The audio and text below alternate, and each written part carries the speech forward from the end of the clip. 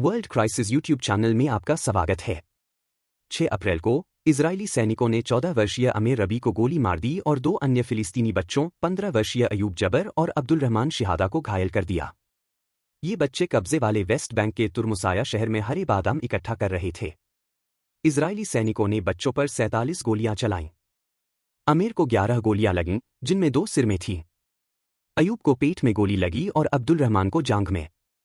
Israel ने एक धुंधले वीडियो के साथ एक बयान जारी किया जिसमें दावा किया गया कि उसके बलों ने आतंकवादियों द्वारा नीचे के राजमार्ग पर पत्थर फेंकने और नागरिकों को खतरे में डालने से रोकने के लिए आतंकवाद विरोधी अभियान चलाया। अमीर, अयूब और अब्दुल रहमान तीनों ही फिलिस्तीनी अमेरिकी थे। अमेरिकी विदेश विभाग ने इजराइल के दावे को मान्यता देते हुए एक बयान जारी किया जिसमें रबी परिवार के प्रति संवेदना प्रकट की गई, लेकिन यह नहीं बताया गया कि निहत्थे अमेरिकी नागरिकों को क्यों मारा गया और बच्चों पर घातक बल का प्रयोग क्यों किया गया। विदेश विभाग और द न्यूयॉर्क टाइम्स दोनों ने इस तथ्य का उल्लेख नहीं किया कि गोली लगने के बाद भी इजराइल ने एम्बुलेंस को देर से भेजा। यह इजरायली कार्रवाइयों के एक लंबे पैटर्न का हिस्सा है। अक्टूबर 2023 से सितंबर 2024 के बीच फिलिस्तीन रेड क्रिसेंट सोसाइटी ने 160 मामलों को दर्ज किया जिनमें वेस्ट बैंक में मरीजों तक पहुंचने से एम्बुलेंस को रोका गया, 132 बार देरी की गई और 129 बार एम्बुलेंस पर हमला किया गया। अमीर रबी की हत्या कोई अकेला मामला नहीं था। अक्टूबर 2023 से अप्रैल 2025 के बीच इजरायली बलों और बस्तियों के निवासियों ने वेस्ट बैंक में कम से कम 180 फिलिस्तीनी लड़कों की हत्या की है। अधिकांश मामलों में लड़कों को जीवित गोलियों से निशाना बनाया गया।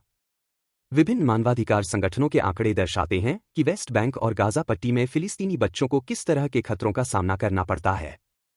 यूनिसेफ के अनुसार अक्टूबर 2023 के बाद से वेस्ट बैंक में हर महीने मारे गए फिलिस्तीनी बच्चों की संख्या में 200% की वृद्धि हुई है। 21 जनवरी को वेस्ट बैंक में बड़े पैमाने पर शुरू किए गए इजरायली अभियान के बाद से 15 से अधिक लड़कों की हत्या की जा चुकी है। गाजा में बच्चों की हत्याओं की संख्या कहीं अधिक है। इजरायली नरसंहार के पहले 17 महीनों में मारे गए 17,400 फिलिस्तीनी बच्चों में से अधिकांश लड़के थे। 11 से 14 वर्ष की उम्र के बच्चों में मारे गए बच्चों में लगभग 59% लड़के थे। 15 से 17 वर्ष के समूह में यह आंकड़ा 67% तक पहुंच गया। अमानवीय व्यवहार। अप्रैल में भी इन त्रासद कहानियों का सिलसिला जारी रहा।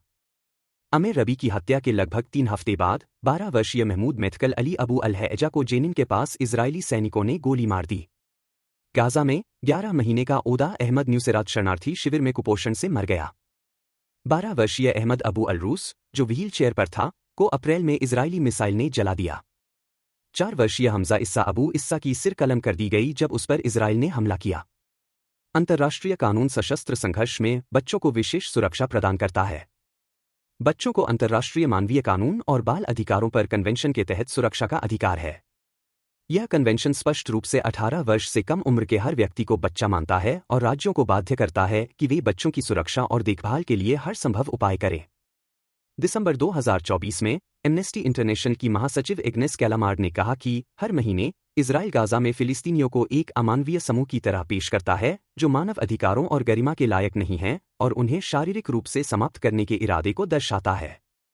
उन्होंने कहा, इजराइल बार बार दावा करता है कि गाजा में उसकी कार्रवाई वैध है और हमास को समाप्त करने के सैन्य लक्ष्य से प्रेरित है। लेकिन जनसंहार का इरादा सैन्य उद्देश्यों के साथ सहअस्तित्व में रह सकता है और इसका एकमात्र उद्देश्य नहीं होना चाहिए। इजरायली समूह ब्रेकिंग द साइलेंस की एक रिपोर्ट से पता चलता है कि फिलिस्तीनी लड़कों को निशाना बनाना उनके जीवन के व्यापक अमानवीकरण का हिस्सा है। 2014 में गाजा पर हमला करने वाले इजरायली सैनिकों ने बताया कि उन्हें सगाई के कोई नियम नहीं दिए गए थे। एक सैनिक ने कहा, हमें बताया गया कि वहां शायद ही कोई नागरिक बचा है, इसलिए अगर कोई हमारी ओर आता है तो वह आतंकवादी है। एक और सैनिक ने कहा, गाजा में 3 सप्ताह के बाद आप हर उस चीज पर गोली चलाते हैं जो हिलती है और जो नहीं हिलती उस पर भी। अमेरिका द्वारा संरक्षण। पिछले 19 महीनों से इजराइल इस जो भी हिले उस पर गोली चलाओ नीति को जारी रखे हुए है। यह नीति अंधाधुंध बमबारी के साथ चली है जिसने गाजा की 70% इमारतों को नष्ट या क्षतिग्रस्त कर दिया है। इस दौरान गाजा में सर्जनों ने बताया कि बड़ी संख्या में बच्चों की हत्या इजरायली स्नाइपर्स ने की है। बाइडन और ट्रंप प्रशासन दोनों ने इजराइल को इसके कार्यों के परिणामों से बचाया है। राष्ट्रपति रहते हुए जो बाइडन ने नागरिक हताहतों के आंकड़ों पर संदेह जताया और संयुक्त राष्ट्र सुरक्षा परिषद में युद्ध विराम प्रस्तावों को अवरुद्ध किया। बाइडन ने इंटरनेशनल क्रिमिनल कोर्ट द्वारा इजरायली प्रधानमंत्री बेंजामिन नेतन्याहू और पूर्व रक्षा मंत्री योआव गैलेंट के खिलाफ जारी गिरफ्तारी वारंट को खारिज कर दिया। बाइडेन के उत्तराधिकारी डोनाल्ड ट्रंप ने भी इजराइल के प्रति समर्थन जारी रखा, विशेषकर उस समय जब इजराइल ने मार्च में अमेरिका द्वारा कराई गई संघर्ष विराम वार्ता के बाद एकतरफा संघर्ष विराम तोड़ दिया। मीडिया की भूमिका। अमेरिकी मीडिया ने भी बच्चों को निशाना बनाने के इजरायली कदम को अक्सर नजरअंदाज किया है। समाचार संस्थानों ने बार बार स्पष्ट रूप से यह कहने से परहेज किया है कि बच्चे मारे गए या जेल में डाले गए। पिछले वर्ष में एसोसिएटेड प्रेस ने मृत बच्चों को फिलिस्तीनी नाबालिग या 18 वर्ष से कम उम्र का बंदी कहा। एनपीआर ने नाबालिग शब्द के इस्तेमाल का बचाव करते हुए कहा कि यह रिपोर्टिंग के समय उपलब्ध सबसे अच्छा विकल्प था। एनपीआर के राष्ट्रीय सुरक्षा संवाददाता ग्रेग मायरे ने समझाया, फिलिस्तीनी कार्यकर्ता चाहते हैं कि हम हमेशा बच्चा कहें, इजरायली चाहते हैं कि हम आतंकवादी कहें, और इन दोनों शब्दों का इस मामले में सही प्रयोग नहीं होता। फिलिस्तीनी बच्चों को आतंकवादियों के रूप में पेश करना इजराइल की पुरानी नीति रही है। ब्रेकिंग द साइलेंस के प्रतिनिधि अचिया शात्स ने 2019 में समझाया कि चूंकि फिलिस्तीनी इजरायली सैन्य कानून के अधीन रहते हैं, इसलिए पत्थर फेंकने का आरोप लगने पर एक फिलिस्तीनी बच्चे को सैन्य अदालत में पेश किया जाता है, जहां उसे एक व्यक्ति के रूप में नहीं बल्कि एक संभावित खतरे के रूप में देखा जाता है। इस समय लगभग 400 फिलिस्तीनी बच्चे इजरायली हिरासत में हैं।